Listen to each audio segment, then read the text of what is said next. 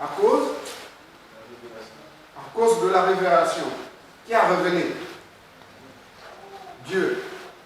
Mais la même Marie, avec ses fils, et ses filles vont encore chercher à aller attraper Jésus pour lui demander d'arrêter et de faire que le miracle qu'il faisait.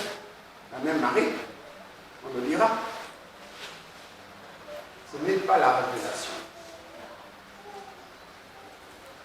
Ce n'est pas une vision que Marie a eue pour dire, dans laquelle Dieu lui dit, cet homme est capable de. On va lire Luc chapitre 2,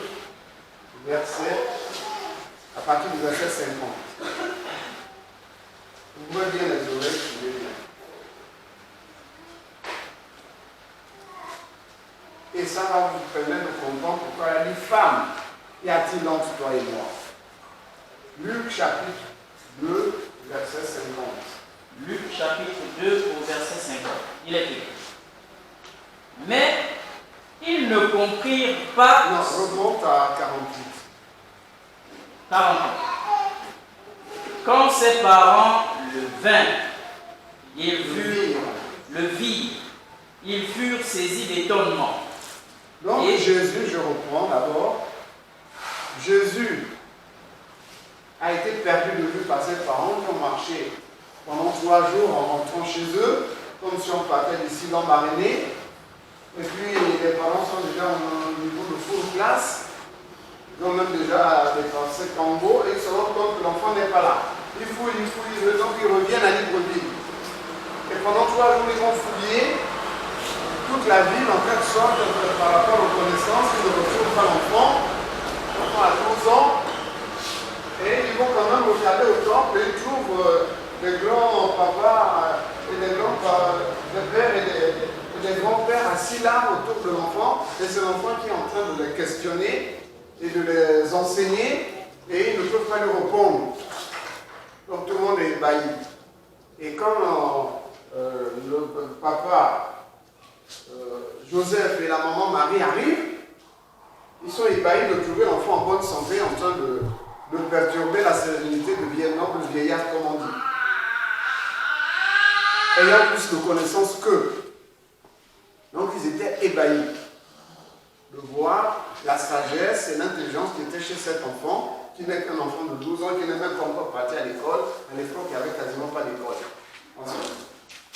Quand ses parents le virent, ils furent saisis d'étonnement. Et sa mère lui dit, mon enfant, pourquoi as-tu agi de la sorte avec nous? Mon enfant, pourquoi tu agis comme ça? Ça dit, tu es encore sous mon autorité. Pourquoi tu fais ça? Ensuite, voici ton père et moi, nous te cherchons avec angoisse. Ton papa qui est là et moi, ta maman, on te cherche. Et on a eu peur de te perdre. Oui? Il leur dit, pourquoi me cherchiez-vous? Ne saviez-vous pas qu'il faut que je m'occupe des affaires de mon père? Donc vous savez comment je suis né. Vous savez comment une naissance là n'est pas comme toutes les autres naissances. Vous le savez bien. Et vous savez que si je suis venu au monde, c'est que j'ai un père qui a fait que je sois au monde. Vous le savez bien. Pourquoi? Parce qu'entre Marie et Joseph, il y avait un secret sur la nature de Jésus. Ensuite, mais ils ne comprirent pas ce qu'il leur disait. Donc ils ne comprenaient pas. Oui. En fait, pour eux, le Saint-Esprit avait mis un enfant dans le ventre de Marie, et puis c'était un enfant comme tous les autres. Pour Marie et Joseph, c'était un enfant. Puis il est né comme les autres, il a grandi comme les autres, il mange comme les autres, il boit comme les autres, il se lave comme les autres, etc. Ce n'est qu'un enfant. Donc ils ne voient en lui que l'être humain au sens courant du terme. Ensuite, oui, il descendit avec eux pour aller à Nazareth et il leur était soumis. Il leur était soumis. Ensuite, sa mère gardait toutes ces choses dans son cœur. Oui. Jésus croissait en sagesse, en stature et en grâce devant Dieu et devant les hommes. Il grandissait en stature, en sagesse, mais en grâce. En grâce. En grâce, là, ça veut dire quoi? Ça veut dire que, étant petit, il véhiculait déjà la grâce de Dieu. Vous comprenez?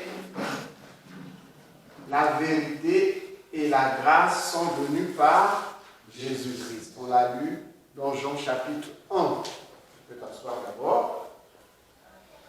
Donc, pour Marie, quand tu vas aux noces, Jésus lui est encore soumis. Dans la tête de Marie, c'est encore comme ça. C'est encore un enfant. Il lui est soumis.